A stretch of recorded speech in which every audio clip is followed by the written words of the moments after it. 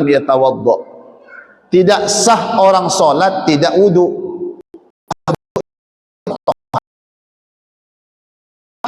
Ibadah kita solat itu tidak akan pernah sampai kepada Allah kalau toharohnya tidak benar. Makanya penting sebelum ngaji bab solat,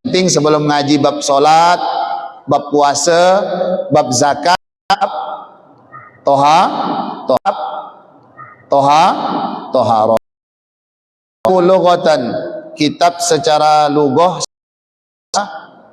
masdar bima'na dhammi, artinya kumpul, wal jam'i, dan kumpul. Kitab itu kumpul. Kitab itu kan diambil dari kata kataba yaktubu kitaban. Kitab itu isim yaktubu kitaban. Kitab itu isim masdar. Ini orang belajar nahwu. Itu mengumpulkan. Ya. Jadi kalau saya bilang begini, Pak, kitab fikih. Berarti dalam kata-kata bermacam-macam pembahasan tentang hukum agama,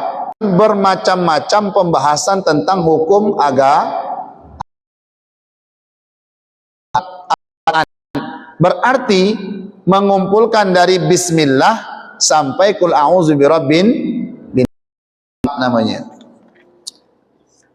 Wastilahan, secara istilah, isma dijingsin kepada jenis minal secara istilah. Jadi kalau orang bilang apa itu kitab secara istilah, pembahasan tentang hukum-hukum agama. Itu pembahasan tentang hukum-hukum agama. Amal babu, adapun bab, fasmun nama linau'in, kepada bentuk mimma dari perkara dakhala yang masuk tahtal jingsi, yang masuk dalam jenis. Maksudnya gini, bab itu masuk dalam kitab. Kalau kitab itu menyeluruh kitab, tapi kalau bab dia hanya membahas tentang pembahasan tertentu, itu bab turuhan. Taharatu tertentu, itu bab turuhan. Taharatu hitta, sekarang taharah mengenal Farah juga boleh. Huruf to-nya dulu di fathah, to berarti. Faratu bi fathih, di fathah huruf. Lughatan, secara bahasa, an-nadhafatu adalah bersih. Jadi kalau ada orang bilang gini, Pak, Bu, di rumah, ibunya udah ngajinya, oh Pak, celana bah coba gak ditoharohkan. Apa maksudnya tohar? Tapi secara bahasa mah celana bah coba gak dia bersihkan, habis makai bah sampai di mana-mana.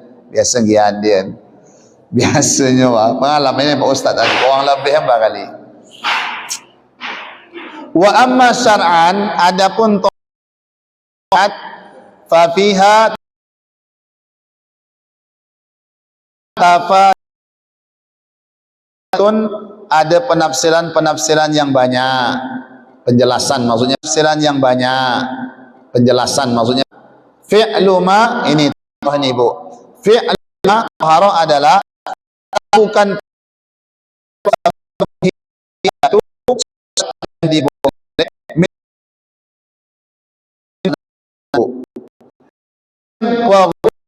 atau wa ghasli, fi'lu ma, ini Bu, fi'lu ma tahara adalah bukan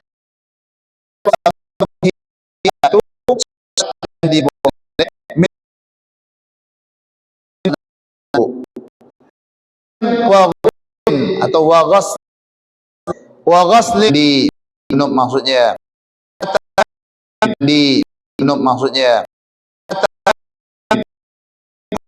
izalati najis dan sunnah tayam, menghilangkan najis.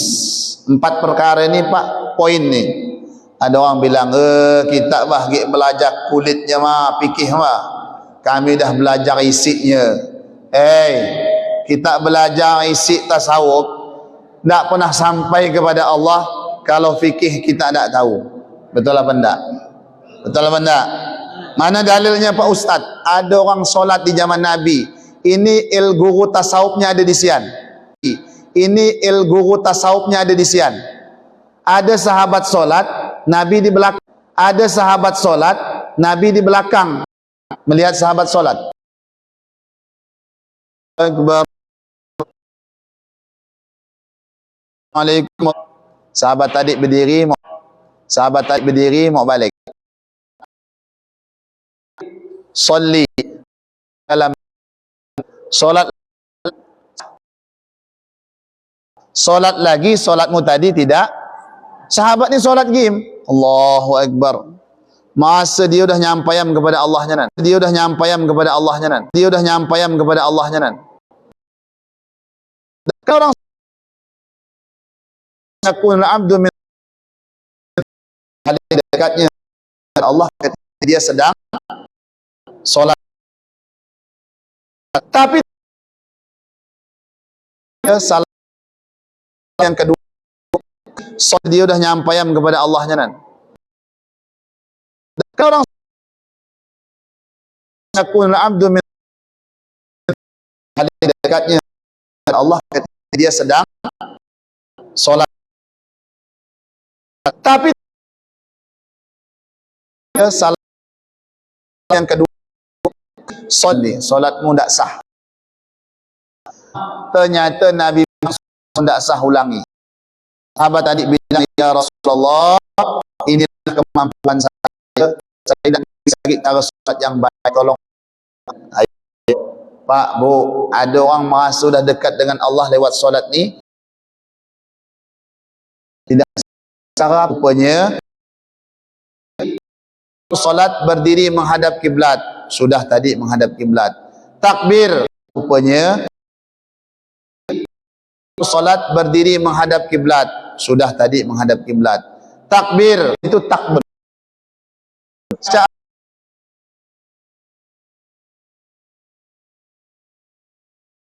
Nabi baca surat yang itu kata Nabi ruku, Allahu Akbar, sudah ruku.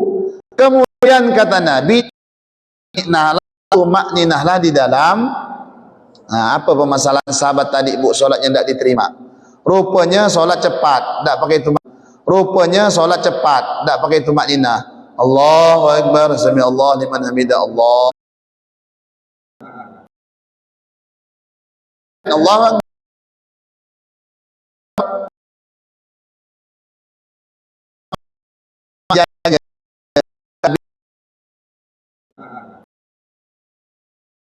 Allahu Akbar.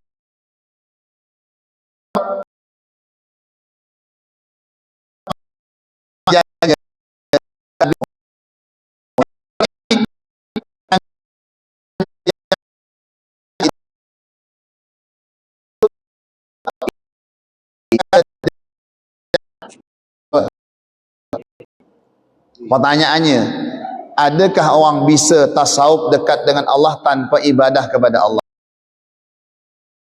Dengan Allah tanpa ibadah kepada Allah. Orang yang dekat dengan Allah adalah orang yang aqrab itu kalau dalam bahasa ilmu nahwunya isim tafdil. Qaribun, dekat. Nabi mengatakan aqrabu ma yakunul abdu min rabbih, dekatnya seorang hamba kepada Allah ketika dia sedang solat. Berarti kalau mau tahu siapa yang paling dekat dengan Allah, orang yang pertanyaannya, solatnya sudahkah standar solat yang sesuai dengan fikih, yang solatnya itu mengesahkan solatnya. Nah itulah Pak Bu, tidak boleh orang meremehkan ilmu fikih. Pak Bu, tidak boleh orang meremehkan ilmu fikih 70 tahun gara-gara tidak tahu hukum mengenai zaman Nabi. Apalagi kita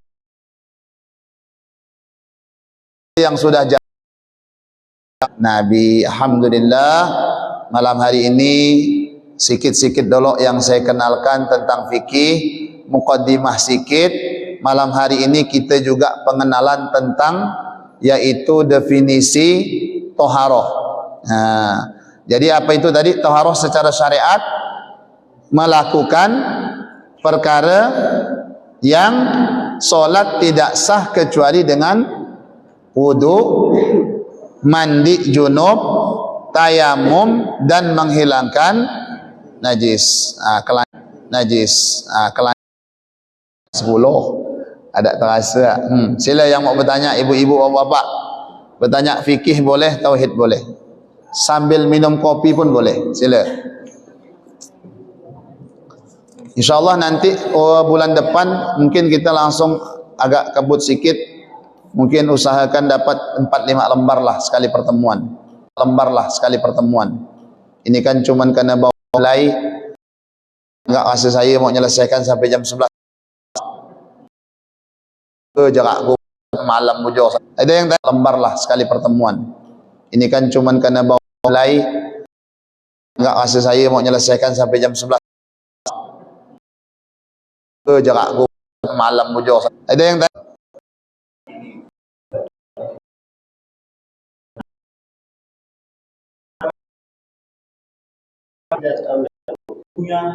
tidak tahu batal-batalnya, tidak tahu sunnah apa, tidak tahu sunnah hayat, sholat terus, tapi tidak mau ngaji, bagaimana hukum sholatnya? Masya Allah, pertanyaan mantap ini. Bagaimana hukumnya orang tapi tidak tahu mengenai sholat? Jadi orang seperti ini, maka kita lihat keadaan sekitarnya. Kalau jauh dari ulama, tidak ada ustaz, mungkin susah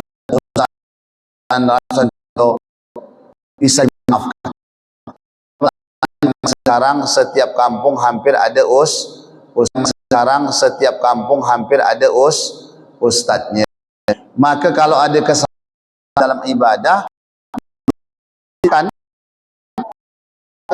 ibadah kita supaya sah, belajar.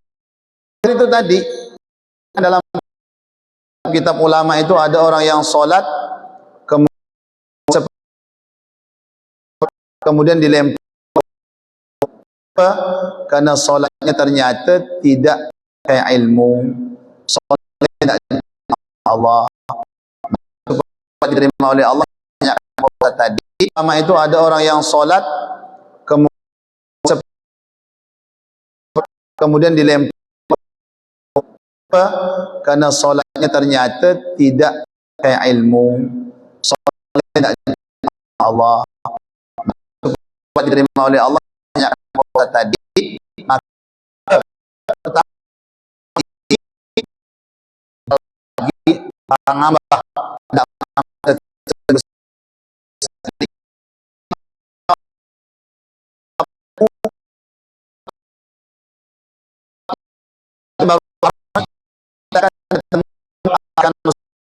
membahas tentang rukun-rukun solat, membahas sunnah ab'ad, membahas tentang sunnah hayat, kemudian syarat sahnya solat. Kalau kita tak duduk dalam majlis ilmu, berarti sampai tua pun, sampai mati pun, kita tidak pernah tahu ilmu mengenai Di sini saya harapkan barang-barang lagi.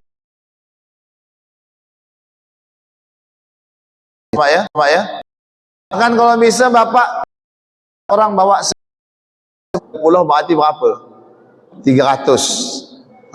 Ibu 100. Tujuan kita bukan untuk puji minta puji, bukan. 10 berarti berapa? 300. Ibu 100. Tujuan kita bukan untuk puji minta puji, bukan. Supaya masjid kita ini, kampung kita ini, umatnya gunakan ilmu. Kalau ibadahnya bercahaya, ibadahnya diterima oleh Allah, doanya akhirnya diterima oleh, supaya masjid kita ini, kampung kita ini, umatnya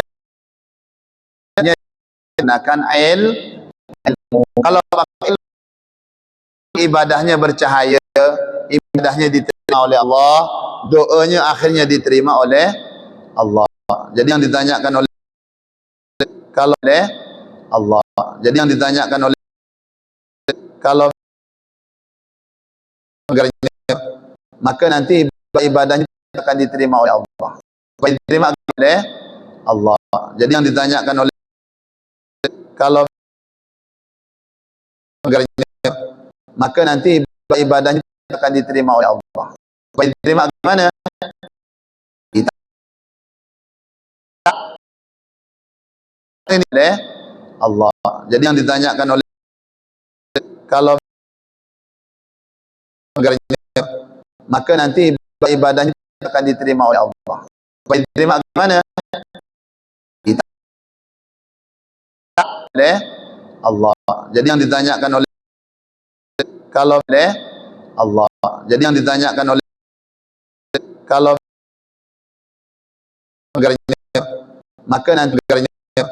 maka nanti ibadahnya akan diterima oleh Allah. Diterima bagaimana? Kita ini kewajiban.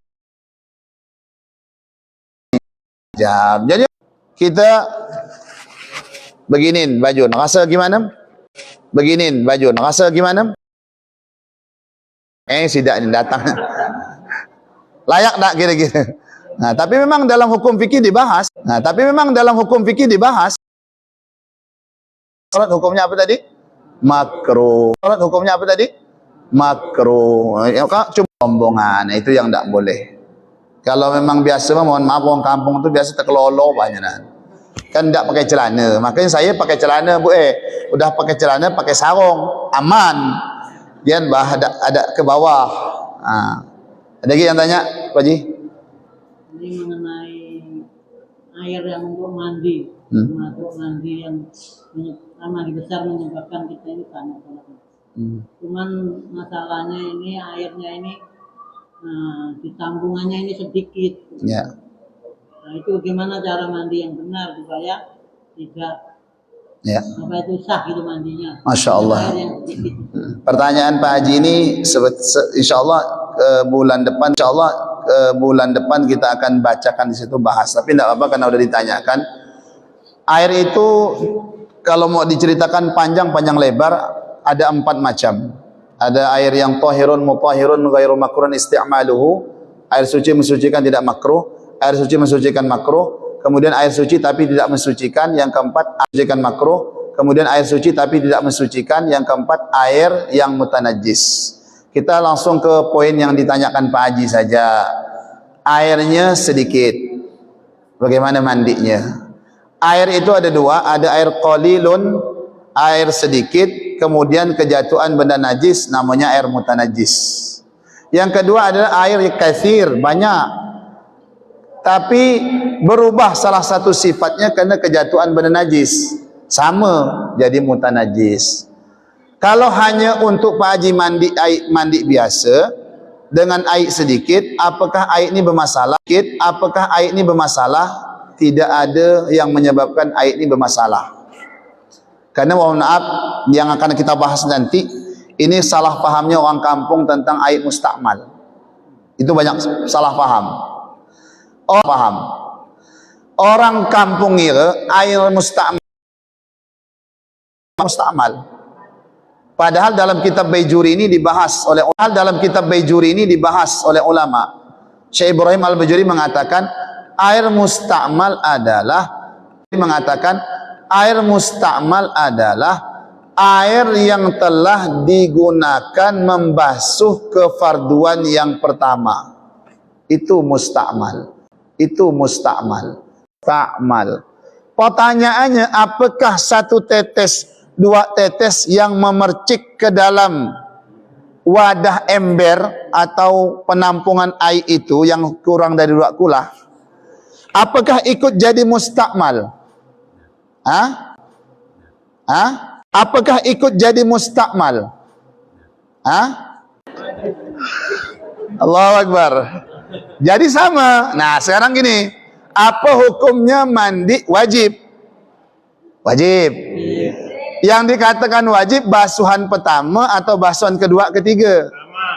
Sepakat.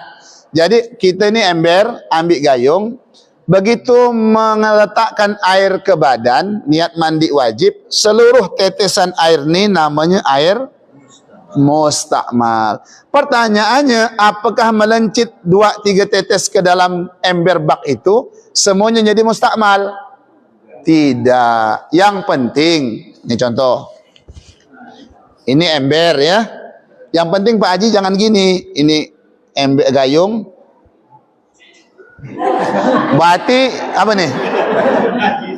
Semua ditampung mustakmal nih. Nah, maka ini namanya mustakmal karena saking banyaknya air Tapi kalau ini ember, ambil gayung. Karena ini rendah kita agak duduk kan. Niat mandi apa? Netes ini ada enggak yang tertetes kesian 1-2? Ada, tapi tidak jadi enggak jadi mustakmal. Kalau bagian uyuh mandiin, semua jadi takmal semua enggak. Takmal semua enggak.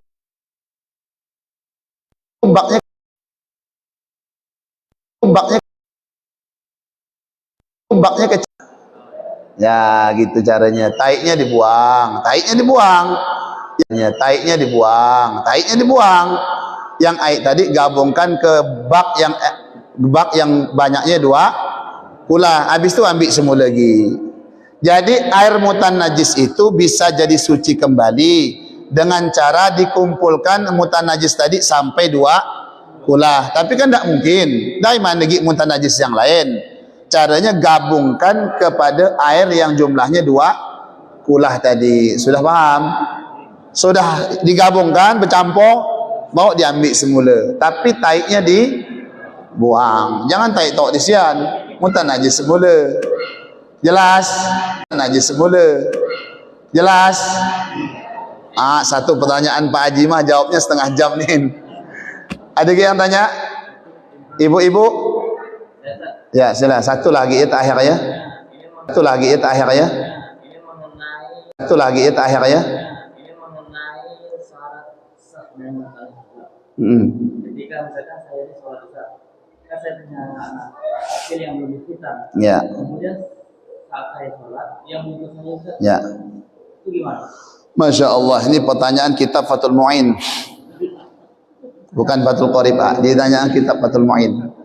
Jadi anak yang belum bersunat, kalau diyakini di dalam ujungnya itu, di ujung kemaluannya itu kan ada kulit.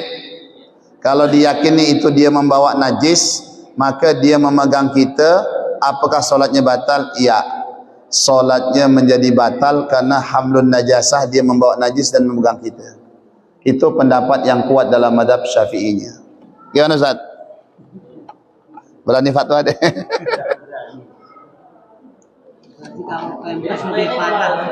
Apalagi pempes. Pempes penampungan najis. Ustaz, saya itu ada cerita Sayyidina Hasan Husain enggak ngambil Rasulullah. Yang disamakannya Hasan Husain. Hasan Husain mabawalah yang udah sunat ada pakai pempes. Anak kita sekarang udah bersunat ada pempes penuh dengan air kencing, naik ke badan sedang solat. Batal tak solatnya? Batal.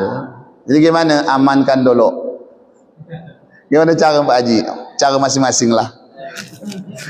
Cukup insyaAllah ya. Semoga Allah berikan umur panjang kepada kita, badan sehat.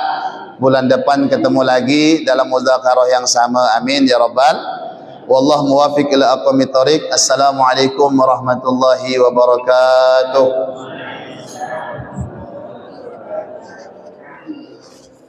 Alhamdulillah. Ustaz? Di sana. Ustaz? Di sana. Ustaz? Di sana.